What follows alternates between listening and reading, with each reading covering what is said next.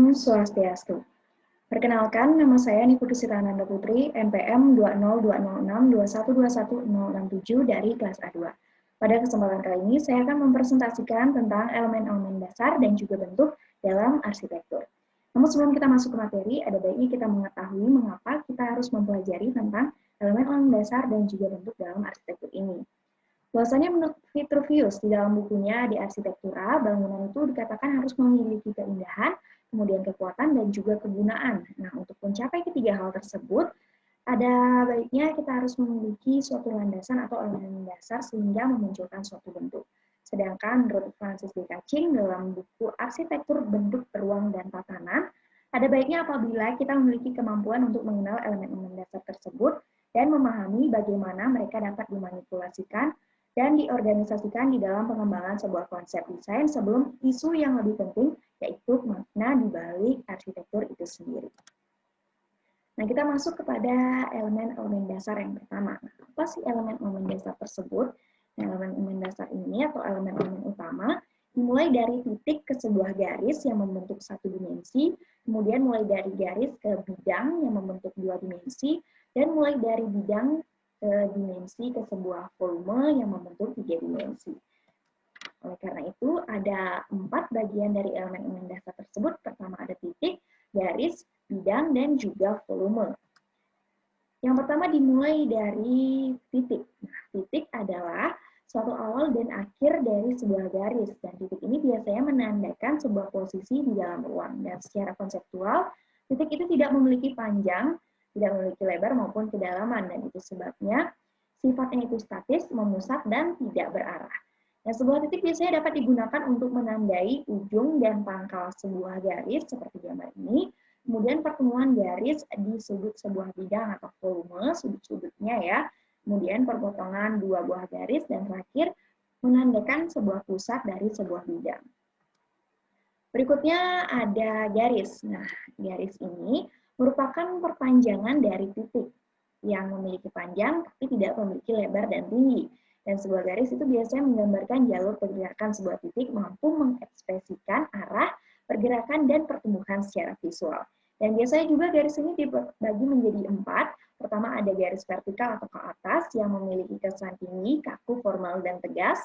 Kemudian ada garis horizontal mengarah ke samping mempunyai kesan lebar, luas, dan lapang.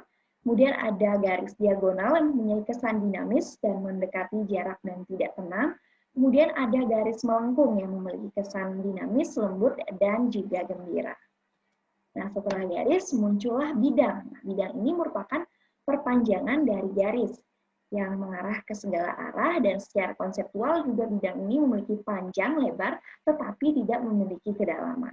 Dan bidang ini biasanya dibagi menjadi 3, yaitu ada bidang atas kepala yang meliputi bidang atap yang membentang dan melindungi ruang interior sebuah bangunan. Kemudian ada bidang dinding, yaitu sifatnya aktif dalam melingkup pandang kita yang normal. Dan yang ketiga itu ada bidang dasar, yang berupa bidang lantai dasar yang berfungsi sebagai fondasi fisik dan bentuk secara visual. Nah, setelah bidang, muncullah volume. Nah, volume ini merupakan sebuah bidang yang diperpanjang ke segala arah, dan secara konseptual itu memiliki 3 dimensi, yaitu panjang, lebar, dan juga kedalaman.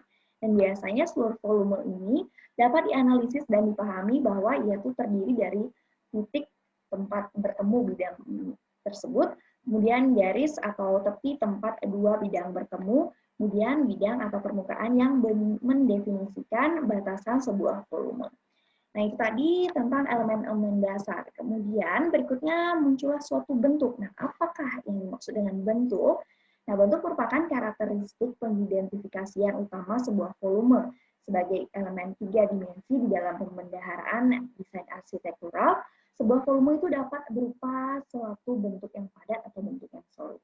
Sedangkan menurut Edman and Bacon, bentuk arsitektural adalah titik sentuh antara massa dan juga ruang. Dan bentuk ini biasanya terbagi menjadi 2, yaitu ada bentuk beraturan dan ada juga bentuk yang tidak beraturan. Dan pada umumnya, bentuk yang beraturan itu bersifat stabil dan simetris terhadap sumbunya, seperti bola, kerucut, silinder, kubus, dan lain-lain. Kemudian bentuk yang tidak beraturan, pada umumnya bentuk ini tidak simetris, tapi lebih dinamis dibandingkan dengan bentuk yang beraturan, seperti piramida, kemudian obelisk, dan juga dom.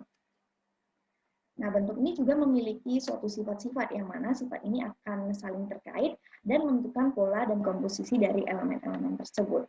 Jadi sifat-sifatnya itu ada menentukan posisi, kemudian orientasi, dan juga inersia visual. Nah, posisi ini menentukan lokasi relatif suatu bentuk terhadap lingkungannya atau area visual di dalamnya, mana tempat di mana ia bisa dilihat. Kemudian menentukan orientasi atau arah relatif suatu bentuk terhadap bidang dasar, titik bebas area, bentuk-bentuk lain, atau sudut pandang orang lain terhadap bentuk tersebut. Kemudian inersia visual atau derajat konsentrasi dan juga stabilitas suatu bentuk. Dan inersia visual ini suatu bentuk tergantung pada geometrinya dan juga orientasi relatifnya terhadap bidang dasar, daya tarik, gravitasi, dan juga garis pandangan kita. Kemudian bentuk-bentuk dasar. Apa saja bentuk-bentuk dasar ini? Bentuk-bentuk dasar itu terbagi menjadi 3. Itu ada lingkaran, segitiga, dan juga bujur sangkar. Nah, lingkaran ini merupakan suatu deretan titik yang memiliki jarak yang sama dan seimbang terhadap suatu atau sebuah titik tertentu di dalam lengkungan. Kemudian ada segitiga, yaitu sebuah bidang datar yang dibatasi oleh 3 sisi dan mempunyai 3 buah sudut, yang mana ketiga sudutnya ini berjumlah 180 derajat. Kemudian ada bujur sangkar atau biasanya disebut juga dengan persegi, yang merupakan sebuah bidang datar yang mempunyai 4 buah sisi yang sama panjang dan 4 buah sudut siku-siku. Kemudian, sebagai tambahan bagi bentuk dasar, untuk bentuk ini memiliki juga sifat visual. Yang pertama itu ada ukuran. Nah, ukuran ini di dimensi fisik seperti dimensi fisik, panjang, lebar, dan tinggi sebuah bentuk. Dan jika dimensi-dimensi sebuah bentuk tersebut menentukan proporsi suatu bentuk, maka skalanya itu akan ditentukan melalui ukurannya secara relatif terhadap bentuk-bentuk lain di dalam lingkungannya. Nah, setelah ukuran ada yang disebut dengan warna. Nah, warna ini merupakan suatu perpanjangan dari cahaya, dan warna itu biasanya terbagi menjadi 3. Ada warna primer, warna sekunder, dan juga warna tersier. Nah, warna primer ini pada dasarnya merupakan warna yang tidak diperoleh dari campuran warna-warna lain, seperti warna merah, kuning, dan juga biru. Warna merah, kemudian ada warna kuning dan juga warna biru. Sedangkan warna sekunder adalah warna yang bercampur antara 2 warna yang terdapat dalam warna primer, yaitu contohnya seperti warna biru dan juga warna merah jika campur akan membentuk warna sekunder, itu warna ungu. Kemudian ada warna tersier, merupakan warna yang dihasilkan dari campuran warna primer dan juga warna sekunder, yang hasilnya seperti bagan di samping ini. Kemudian setelah warna, itu ada yang disebut dengan tekstur. Tekstur ini terbagi menjadi 2, ada yang berdasarkan strukturnya, ada juga yang berdasarkan jenisnya. Yang berdasarkan strukturnya itu terbagi menjadi 2 lagi, yaitu makrostruktur dan juga mikrostruktur. Nah, makrostruktur ini memiliki perulangan pola secara lokal dan secara periodik pada suatu daerah citra, dan biasanya terdapat pada pola-pola buatan manusia dan cenderung mudah untuk dipresentasikan secara matematis. Sedangkan untuk mikrostruktur, pada tekstur mikrostruktur ini biasanya pola-polanya itu lokal dan terjadi perulangan tidak terjadi begitu jelas sehingga tidak mudah untuk memberikan definisi tekstur yang komprehensif. Sedangkan berdasarkan jenisnya itu terbagi lagi menjadi 4, ada tekstur buatan atau sengaja dibuat, kemudian tekstur alami yang wujud rasa permukaan bahannya sudah ada secara alami tanpa campur tangan manusia. Kemudian ada tekstur primer yang terdapat pada bahan yang hanya terdapat dilihat dari jarak dekat. Kemudian ada tekstur sekunder yang dibuat dalam skala tertentu untuk menentukan kesan visual dan juga proporsional dari jarak jauh. Nah, sekian mengenai elemen dasar dan juga bentuk. Nah, apabila ada kesalahan, saya mohon maaf.